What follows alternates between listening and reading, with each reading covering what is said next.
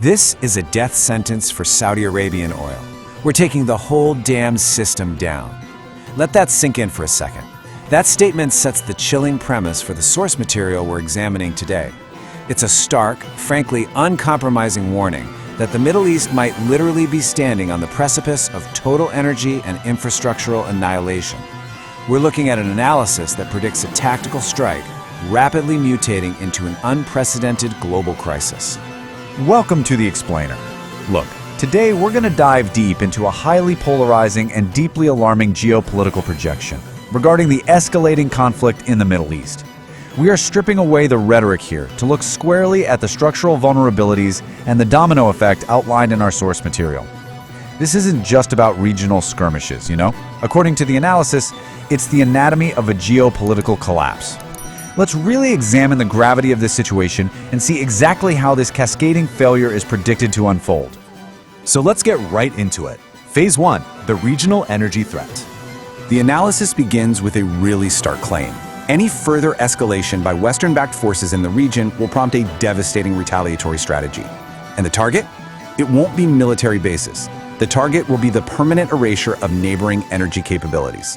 We're talking about highly specific, absolutely critical infrastructure nodes. In Saudi Arabia, the Jubal complex and SAM refinery. In the UAE, the Al Hassan gas field. And in Qatar, the Mesaid complex. The analysis asserts that taking these offline permanently is the only psychological deterrent capable of halting military interventions. Which brings us to Phase 2, choking global supply lines. Because this localized destruction doesn't just happen in a vacuum, right? It instantly goes global. And here is exactly how it hits home.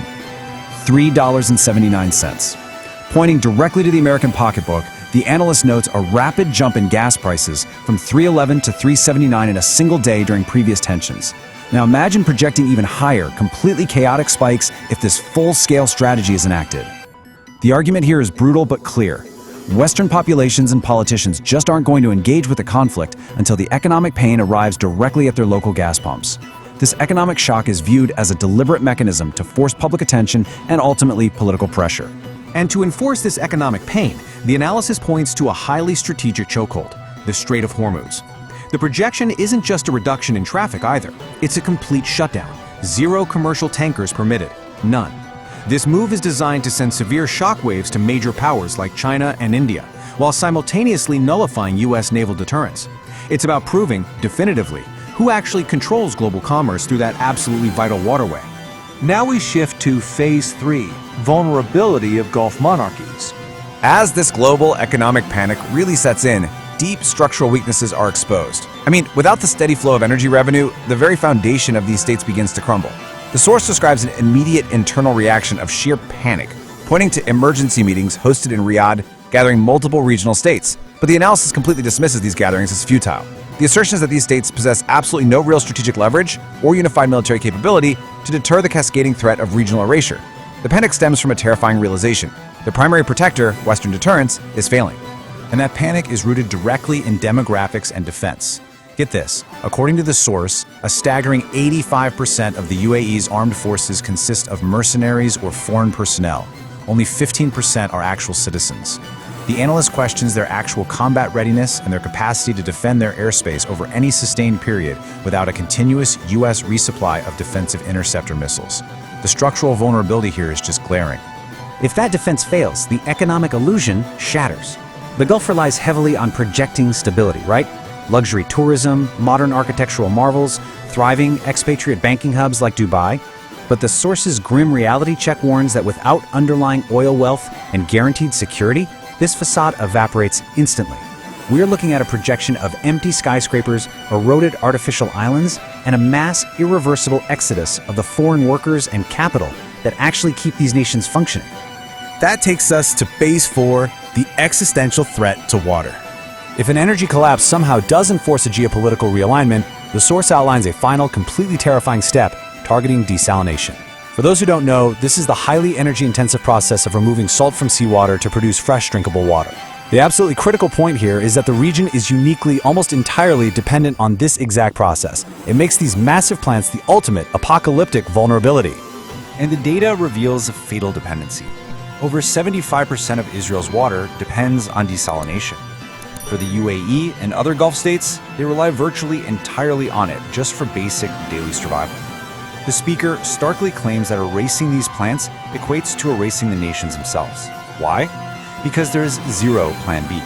There are no vast natural reserves to fall back on. A sudden, simultaneous loss of these facilities creates an immediate, unsurvivable reality for millions of civilians. And finally, Phase 5, a global catastrophe scenario. This brings the analysis to its ultimate, terrifying conclusion. Let's walk through this escalating sequence one final time to see how a tactical strike rapidly evolves into an unprecedented disaster. Step 1. The annihilation of regional energy centers. Step 2. The immediate paralysis of global supply chains through vital maritime choke points. Step 3. The resulting economic and banking collapse of the heavily leveraged Gulf monarchies. And finally, Step 4. A total, irreversible humanitarian crisis engineered through complete water deprivation. It is a precise, four-step architectural blueprint for collapse. Setting aside the highly inflammatory and aggressive rhetoric used by the speaker in the source material, the text reveals a very clear core analytical warning. The thesis is that the era of consequence-free, Western-backed intervention in the Middle East is structurally collapsing. The analysis warns that our current diplomatic maneuvers and military deterrence structures are hopelessly inadequate to stop this specific cascading failure once that first major domino falls. Which leaves us with one final, haunting question to consider based on this analysis. If regional energy falls, if the straits are closed, the banks empty, and the water stops flowing, who controls the global fallout? Is there any power left on the board truly capable of managing a collapse of this magnitude? It is a scenario that demands serious reflection on the fragility of our global systems. Thank you for joining me for this explainer.